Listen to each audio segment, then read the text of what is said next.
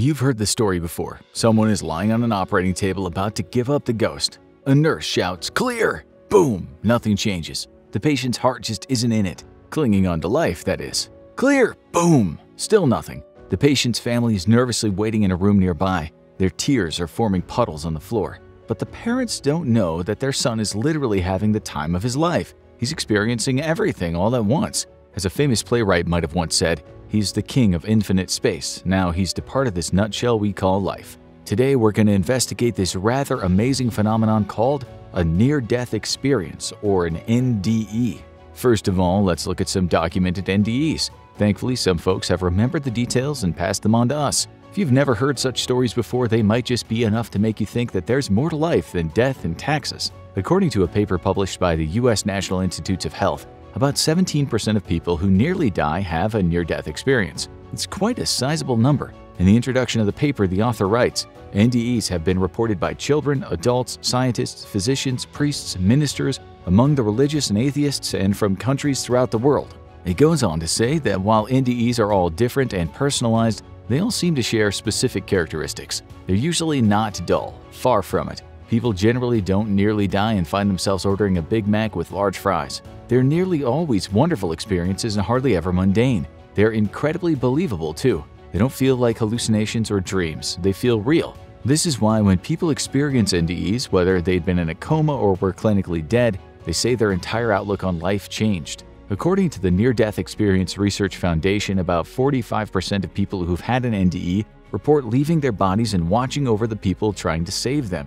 These are called out-of-body experiences, or OBEs. We'll return to this topic later and bring some evidence with us. To blow your mind just a little more, 9 out of 14 people who were blind from birth reported having sight in their NDEs. Some of them reported having bewilderingly beautiful visions, and they later described them in detail, despite the fact they'd never seen anything their entire lives. Some of these exceptional experiences have been written about in detail on the Near-Death Research Foundation's website. Let's have a look at some.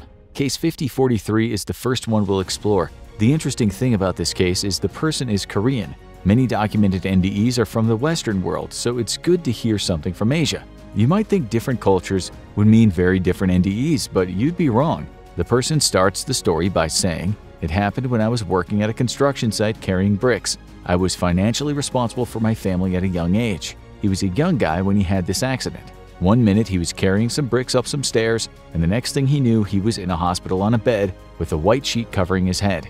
At his side was his sister, who he said was wailing like a banshee. He watched her cry, and then things got weird. He said, "Simultaneously, I was going up into the sky and saw the city of Seoul. Over in the distance, there was a commercial airplane getting ready to land at the airport, and I went in and flew around on top of the heads of the passengers and looked around, even inside the cockpit." He was then looking at what he described as a movie reel. His whole life was being played in front of him. He was a child playing with toys. He was a teenager doing bad things, cursing and spitting. He saw himself steal a radish, and then he watched as he hit his younger sibling. "I felt tremendous pain in my heart when those actions were displayed in front of me," he said. Radish stealing? This guy should have gone easier on himself.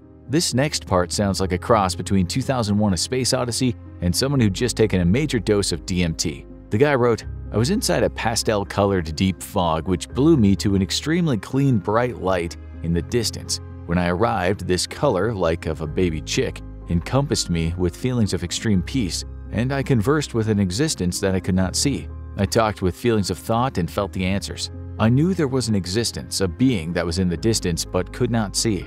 There was more to his visions, but let's get to the end. He hit the floor in real life. It was cold and he couldn't move. Then he saw a person who explained that he was in the morgue. After that, he became a bit of a celebrity in the hospital, explaining that he became known as the person that died and came back to life. Years later, he was on a business trip in Hong Kong, and he said even though he didn't know the city, he knew his way around because of what he'd seen in his vision. To think this guy's name was once written on a piece of paper that read, "Accident, clinical death, cessation of breathing or heart function." He said the experience was both pleasant and distressing. He wasn't really a devout guy, but he said he got the feeling that during his NDE, he was being guided by an angel. He wrote, "I encountered a definite being or a voice clearly of mystical or unearthly origin. I knew the existence was nearby, which I cannot explain but just knew." Is that enough to convince you that something special might happen when we die? No, of course it isn't. So here's another NDE story for you, a Western one this time. This story is about Kevin from Canada. He said, "Out of over 7 billion souls that live on this planet, I have no idea why I was fortunate enough to experience this life-changing event. It shows you how much this universe can be a wonder." We should say Kevin was certainly not what you'd call a believer. Like many, he believed that he was just a collection of cells, born into the world to work and then die.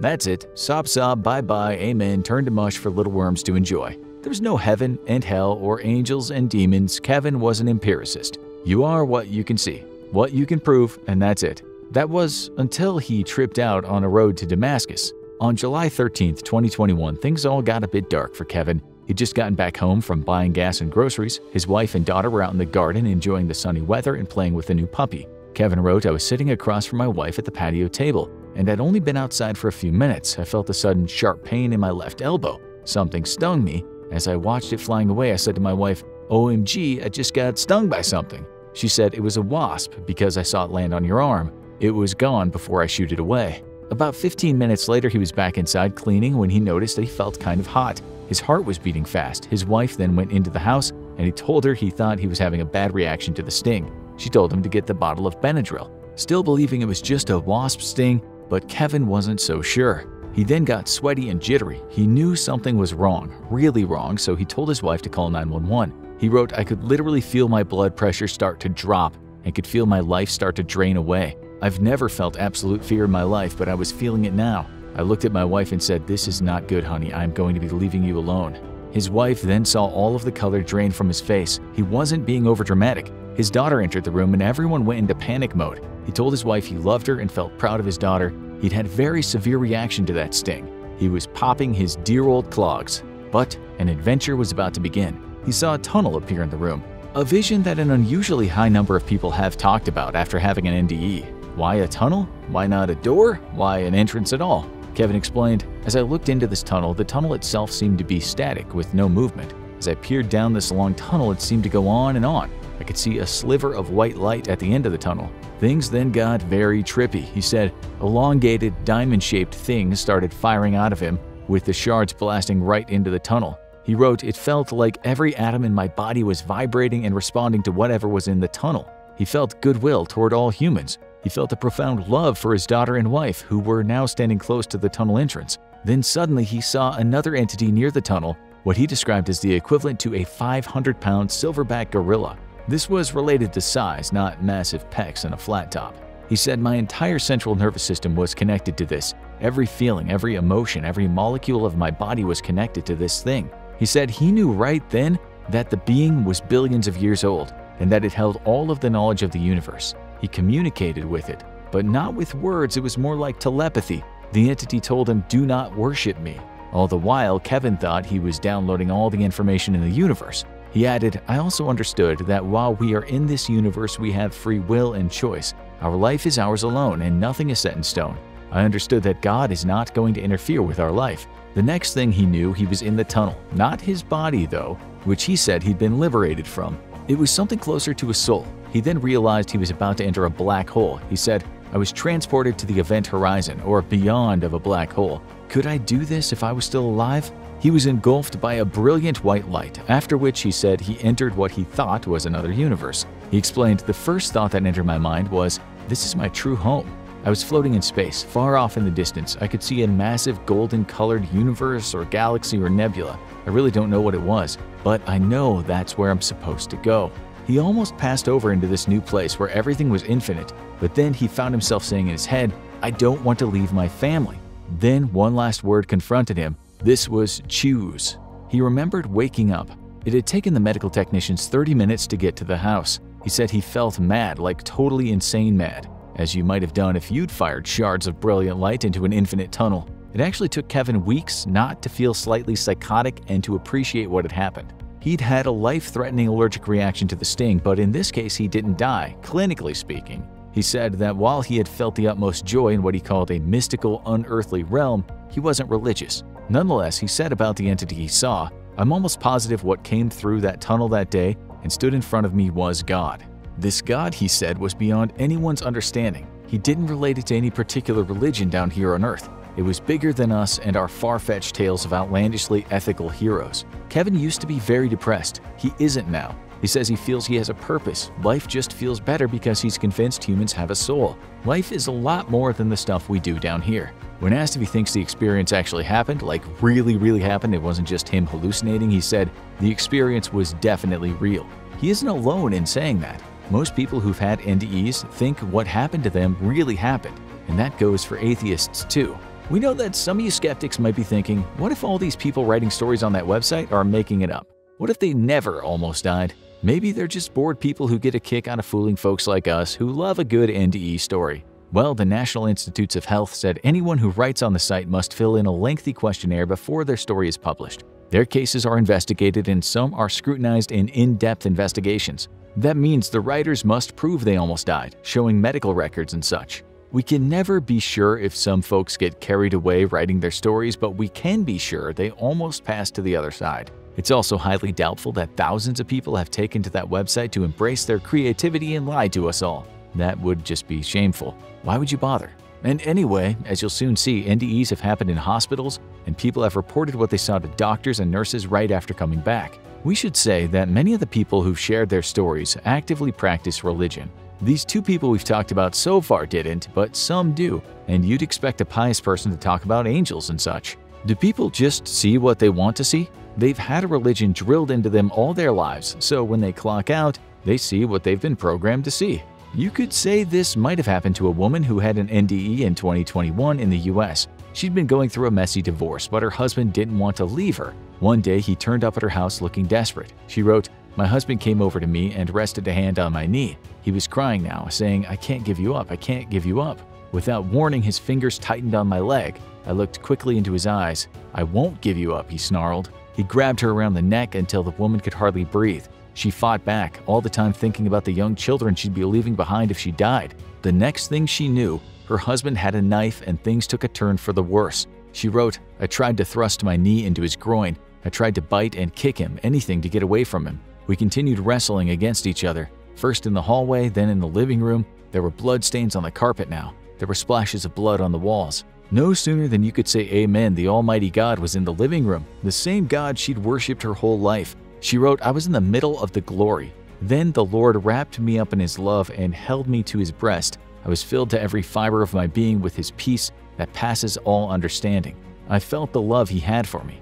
The story ends with, "In less than 6 months, I moved, got a divorce, changed names for me and my family, and went into hiding. My ex-husband, while he lives in a different country, is still alive and very dangerous." So this one wasn't very visual. It sounds like a good day at church for a believer. It wasn't about infinity and a soul, but more about the God she believed in, a Christian God. There was no tunnel, but she said a brilliant white light surrounded her as she was dying. After her experience, she said, "I went on to attend several Bible schools, was ordained, taught in church and overseas, became the mission leader for my church, and took mission teams overseas." So you'd be within your rights now to ask how come the God that appeared before her was the Christian God. If you died in Thailand, what would appear in front of you if you were a devout Buddhist? Was this woman's vision not real, but more like a dream designed by her beliefs? Are NDEs a kind of dream based on our lives? Are they just wishful thinking? Or if we're just being cynical, is it possible some of the descriptions of NDEs come from evangelist types who'd kill to disprove non-believers? The story right below hers, written by Annie in 2021, includes the passage, "I was shown through energy that I was one with all that is, all that ever was, and all that will ever be. All that existed was within me. I was shown this and experienced this within every fiber of my being. Everything was connected. I was everything everywhere, omnipresent, omniscient." After Annie's heart attack, she said God's love washed over her. She might not have been a Christian before her living room bliss, but she was into what she described as New Age spirituality. Then there was Ben B, who died 17 days after his NDE. He at least had time to talk about his experience with his parents and even posted something on YouTube about it.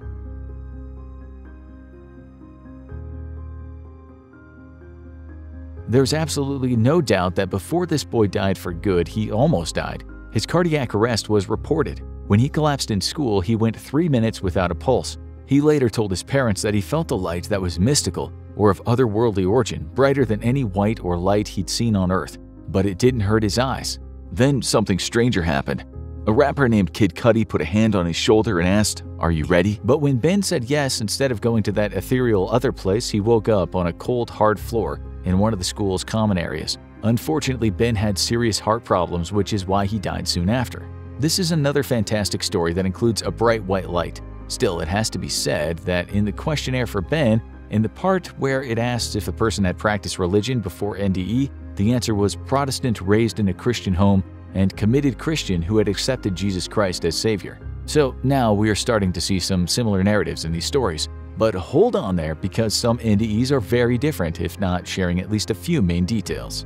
Mimi from Australia had a dodgy heart. One day it went from bad to worse when she explained that she was having a stressful conversation with her internet provider while weeding the garden in the summer.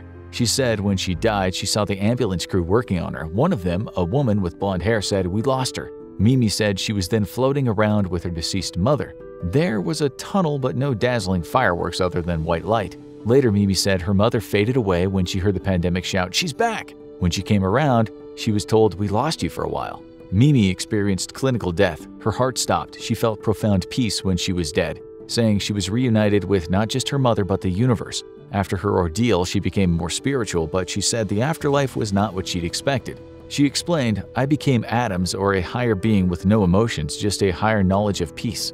Unfortunately, in this case, we have to take her word that she really did see the paramedics working on her. She said she talked to them about her experience and they were also amazed. She wrote, "The experience was definitely real, I have no doubts. They have said there was no possible way I could have known all the things that happen around me in such fine detail or in any detail.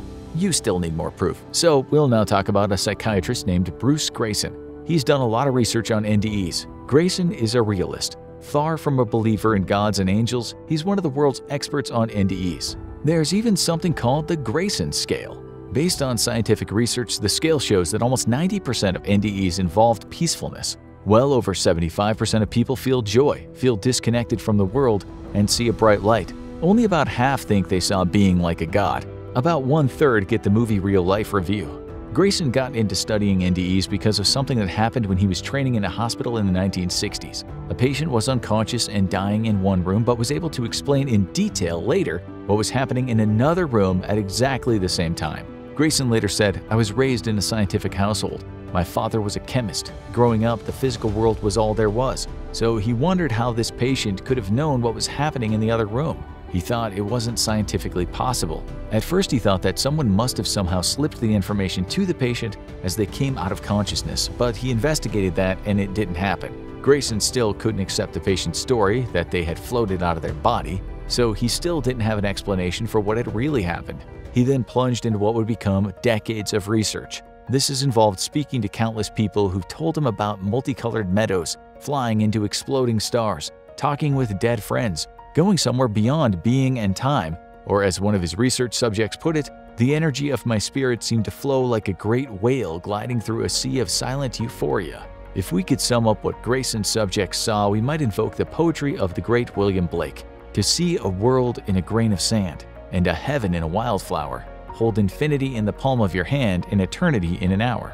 But now and again, the experiences are just the person seeing themselves dead, such as what a woman in Cyprus said happened to her as she was having an emergency gastrectomy. She didn't talk about meeting dead relatives or schmoozing with angels, but the very ordinary things she saw were apparently verified.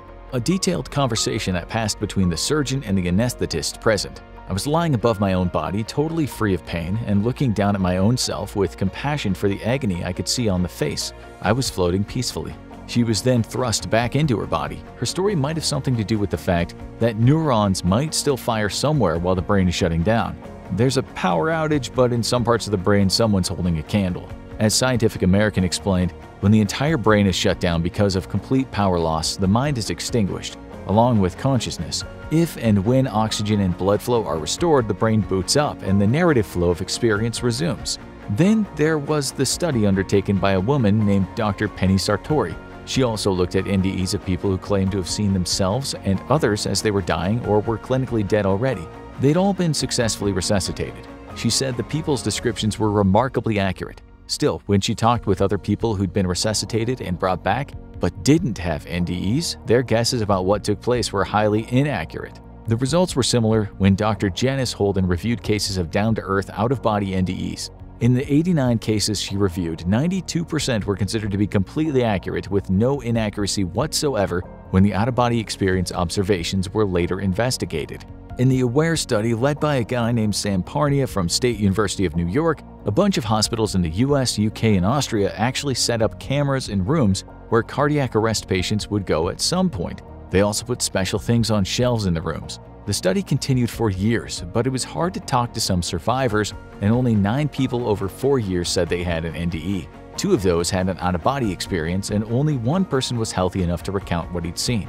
It turned out that this 57-year-old man whose heart had stopped for 3 minutes had seen everything. He knew stuff only someone in the room would know. He saw it all, strange to say the least. But most experiences are not so boring. We literally went through years of NDEs. The same words popped up again and again. Ethereal, beautiful, sublime, peace, angels, God, universe, spirit, transformation, tunnel, unconditional love, earthly realm, other realms, oneness, paradise, waterfalls, exotic flowers, thrilling rides, wonderful adventures, immaculate beauty, and everlasting bliss. Makes you want to die, huh? Even if NDEs aren't real, they still feel good. These stories came from religious and non-religious people from countries worldwide. They were so similar that they started to look like a high school English assignment. Describe your idea of heaven in 1,000 words. But most of the kids had copied their ideas from each other.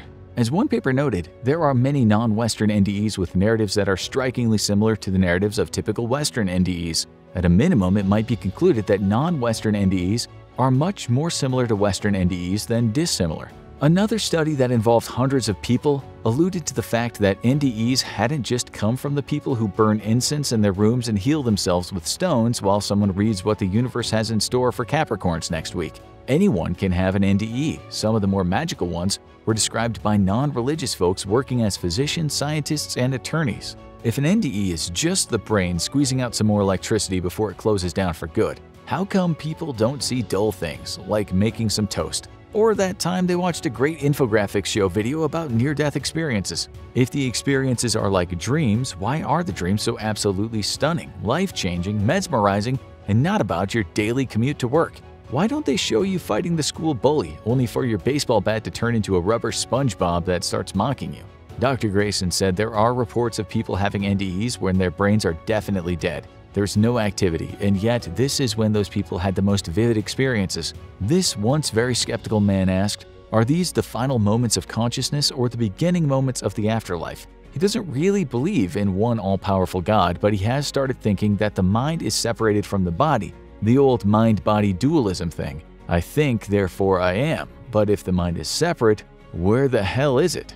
Another scientist asked, prior studies found that 10 to 20 seconds following cardiac arrest, electroencephalogram measurements generally find no significant measurable brain cortical electrical activity. A prolonged, detailed lucid experience following cardiac arrest should not be possible. Yet, this is reported in many NDEs. What's interesting is the fact that because these experiences are so wonderful and so beautiful, they almost always leave the person with a positive outlook on life. Dr. Grayson said he'd spoken to soldiers and cops who, after having a life-changing NDE, said they could no longer do their jobs. They now hated violence. They loved humanity. Grayson wrote they end up going into helping professions. They become teachers or healthcare workers or social workers. So when we ask why NDEs are so similar, and you might hate us for this, perhaps it's because we're all connected. Maybe the mind is separate from the body and we just haven't been able to prove it yet. After all, any neurologist or psychiatrist will happily tell you that human consciousness is still a mystery. We don't exactly know what it is or where it is. Some folks working at Google might be paranoid about AI being sentient, but how can we get close to creating consciousness when it's still a mystery to us? We'd struggle to recreate the brain of a flea with our current knowledge. Grayson concluded in an interview, "I grew up without any kind of spiritual background, and I'm still not sure I understand what spiritual means. I'm convinced now, after doing this 40, 50 years, that there is more to life than just our physical bodies." Amen. We're sure you've all seen those fantastic images recently that were taken by the James Webb Space Telescope. Do you really think that us little guys spinning around on our rock in an endless universe know everything? Just because we can't prove something doesn't mean it's not there. Science is a work in progress, and it has barely gotten started where the brain is concerned.